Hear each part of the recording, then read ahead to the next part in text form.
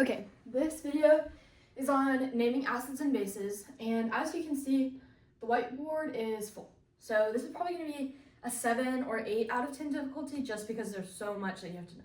So we're going to start with bases because those are easier. So how do I know if I'm looking at a base? Well, if you have a compound that ends in OH, you have a base, or if you're looking at the name and it ends in hydroxide, you also have a base. Congratulations. So anyway, whenever we're naming these, you're going to write the metal name and then hydroxide. It's that simple. If you have an element that's a metal and then hydroxide, you're just going to put the metal name and then hydroxide.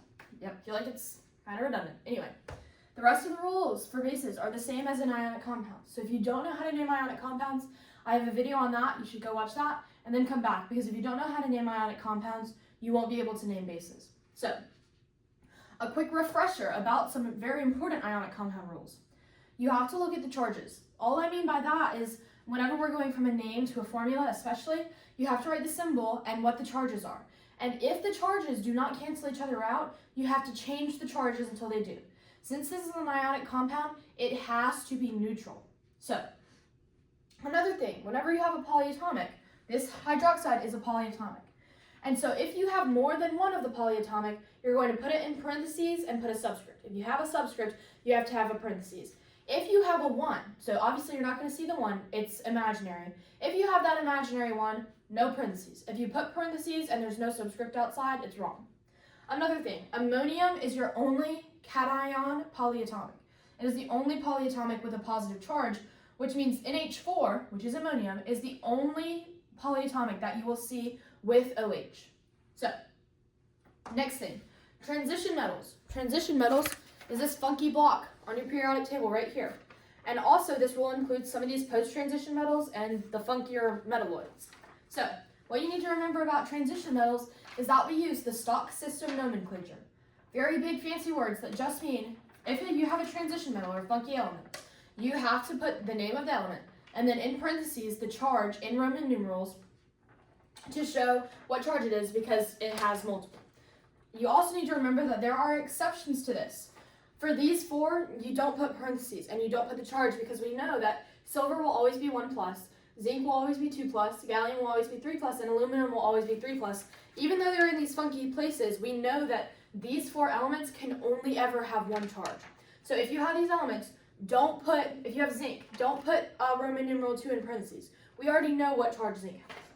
So, now that we know all this, we're going to practice naming some bases, and I promise you it will seem so easy and make so much more sense whenever we're practicing. So, I'm just going to look at this one right here for this one. Write the metal name, then hydroxide. All right, I see my formula. I know that Li is lithium, and OH, hydroxide.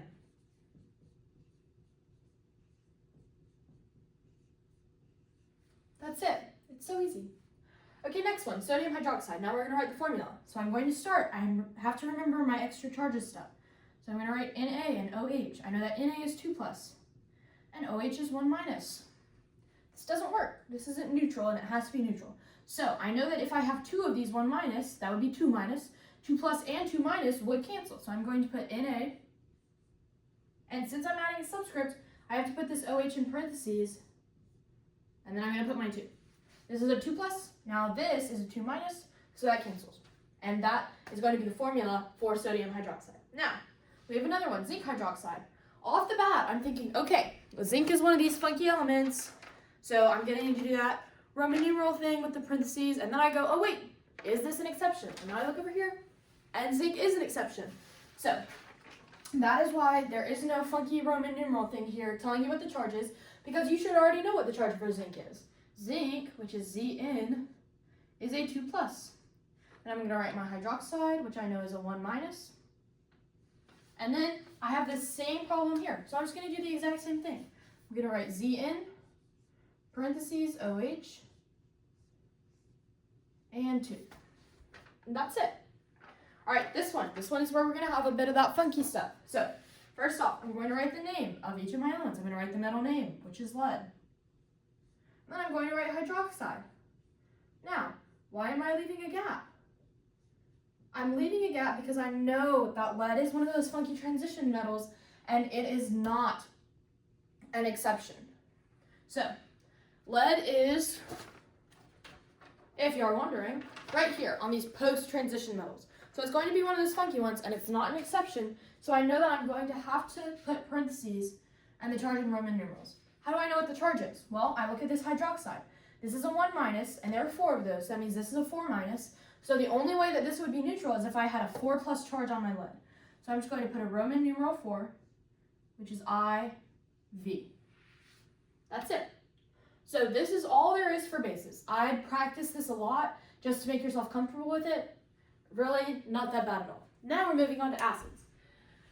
These are a little bit worse, just because there are some rules that you need to remember. So, how do you know if you're looking at an acid? Well, as you can see here in this compound, acids always begin with hydrogen. Hydrogen. Hydrogen. All of your formulas are going to start with hydrogen. So, another thing you need to know. Acids are covalently bonded. They share electrons, but they're going to function as ionic compounds, just like bases do. So, we're going to need to follow these rules we had about looking at the charges and everything. Next thing you need to know is these are what you need to know to name an acid. You need to know these 3 things, and I'll tell you what they mean. So, I'm going to use this example to explain it, which I normally try to do the examples after I explain, but this one is just so hard to understand. So, first off, whenever I see this compound, I'm going to name it as an ionic compound first. So I know that I'm going to write the name of my first element with no change. And then since this chlorine is just a single element and not a polyatomic, I'm going to change the ending and make it chloride. So why am I doing this? Why am I writing the name as an ionic compound first? Well, now I know what ending I have. And this ending, this IDE, determines what I do next. So if you have a compound that ends in IDE, you're going to follow this rule. You're going to put hydro, leave a space, and then IC acid. So, I'm going to finish this problem up later to explain why we do this, but I'm going to put the root of the word in this blank. For this one, if this was chlorate, I would have followed this, and I would have taken off the end of chlorine, and I would have put IC acid. If this was chlorite, I would have taken off the ite, and I would have put OUS acid. That's simple. So the main thing here is just remembering these rules. So let's do, 2 exceptions first. Phosphorus, instead of adding just IC, those fancy chemistry people decided it wasn't difficult enough. So here are 2 exceptions that you need to remember. For phosphorus, after you chop off the end and you just have phosp, they're not going to just let you say phosphic acid. That would be wrong. You have to add phosphoric acid because chemistry people are extra. So same thing here for sulfur. You can't just put sulfic acid. You have to put sulfuric acid. So every time that you see an ending with an IC, no, for phosphorus you have to have ORIC, and for sulfur you have to have URIC. So now that we know what our rules are, we can look at these and go based off of those. We're going to finish this problem. So what I did is I looked at the ending that I had in this compound, whenever I said the ionic compound name. Since I have an IDE, I'm going to take this and put it right here. Now, this blank is meant for the root of my word, so I know that the root for chloride is just going to be chlor. So I'm going to put chlor. And that's it. I just named my base. I have hydrochloric acid. Now, these arrows, as you can see, are double-sided, which means that you're going to have to know how to do the opposite of this. So, right here, I have sulfuric acid. Now, as you can see, this is one of my exceptions. Instead of having just an IC, this has a URIC. But I know that it's going to be the same as these ICs. So I don't see a hydro in front, so I know that it's just going to be this IC acid. So I'm going to look on the other side of my arrow, and I have an 8. So I'm just going to take this first part, this sol, and then I know that I'm going to add an 8 because that was the reverse of this. So I have sulfate. Okay, so now I'm going to find my sheet with my polyatomic ions. I'm going to find sulfate, and sulfate is SO4, and that has a 2- charge. Now, this is not an acid. What makes an acid is that they all begin with hydrogen. So even though this doesn't say anything about a hydrogen, I know if I have an acid, I have to put an H in the front. So I have an H, and I know that those are 1+ charges because they're in the first row on the periodic table. So now, since these function as ionic compounds, this does not work. I can't smash a 1 plus and a 2 minus together and have a neutral. It just doesn't work. So I'm going to make this 1 plus a 2 plus. So I'm going to put H2 and then SO4. Notice, I'm not putting parentheses around this sulfate because there's not a subscript that applies to all of it. So, really not that bad. You just have to know these 3 rules. Okay, another example.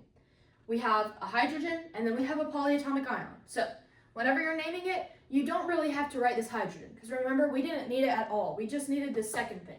So I'm just going to focus on this polyatomic right here. And I'm going to look for ClO2, which is chlorite. So I'm going to write chlorite. Now I know what ending I need to look for. So I have this ite right here. My rule is that I'm going to add OUS acid to the end. So I'm going to take my root, which is chlor, and I'm going to add OUS acid. That's it. It's really not hard. You just have to remember these things. And this is what can be tricky because I know I mix them up in my head. Ite, and all of these, they just sound so familiar. You just have to practice them over, so similar. You just have to practice them over and over again until you know them off the top of your head without having to look at them. So, our last example here, we have hydrobromic acid. So we're doing the reverse again. So I have hydroic acid. I know what I'm looking for here. I have a hydroic acid. So now I'm going to do the opposite, and I have an I. So I'm going to take this root right here, bromide. Okay? Now, since I'm writing the formula, I need to figure out what bromide is. Well, if I have an IDE, I know that's just a regular element. Most times. There are some exceptions to that. But I know that bromide is Br.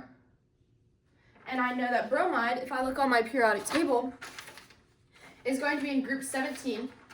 So I know that it's going to have a 1 minus charge. Now, am I done? No. Acids have to begin with hydrogen. So I'm going to put a hydrogen out here, which I know has a 1 plus charge. So a 1 plus and a 1 minus, those cancel. I don't have to do anything else. I'm just going to write H, Br. And that is the formula for hydrobromic acid. So I hope this video helped. If I were trying to study for a test or quiz right now, I'd go and find some good practice problems on this. I know there are lots of Quizlets that are like naming acids and bases, and it's like a big mix of them. And I'd honestly go and do those, and if you get it wrong, try to figure out what you did wrong. And a lot of times for acids, it's just going to be because you applied the wrong rule. So, really not that bad. Just get lots and lots of practice until it becomes comfortable for you. So, I hope this helped.